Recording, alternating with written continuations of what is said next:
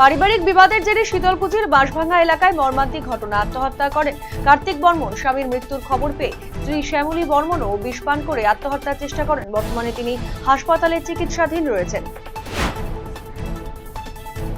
সাহিত্য চর্চায় বিশেষ অবদানের জন্য সম্প্রতি পদ্মশ্রী পুরস্কার পেয়েছেন মালদা জেলার ইংরেজবাজার বিশিষ্ট সাহিত্যিক অশোক কুমার হালদার।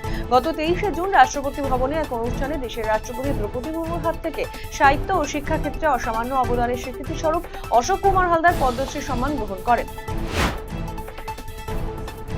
শিলিগুড়ি শহরে ক্রমবর্ধমান যানজট এবং পার্কিং সমস্যার সমাধানে এবারে নতুন উদ্যোগ গ্রহণ করা হচ্ছে। শহরের অন্যতম ব্যস্ত এলাকা কাঞ্চনজঙ্ঘা স্টেডিয়ামের মেলা গ্রাউন্ডকে পার্কিং জোন হিসেবে ব্যবহার করার পরিকল্পনা নেওয়া হয়েছে। শনিবার এই সম্ভাব্য পার্কিং এলাকাটি সরেজমিনে পরিদর্শন করেন শিলিগুড়ির বিধায়ক শঙ্কর ঘোষ।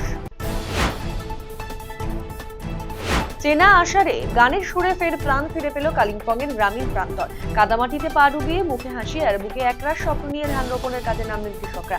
পাহাড়ের অন্যতম প্রাচীন প্রথা এবং কৃষি সংস্কৃতিকে বাঁচিয়ে রাখার লক্ষ্যে গোর্খা গৌরব সংস্থানের উদ্যোগে কালিম্পংয়ের সিন্দেবঙ্গ এলাকায় আয়োজিত হলো ঐতিহ্যবাহী ধান রোপণ কর্মসূচি।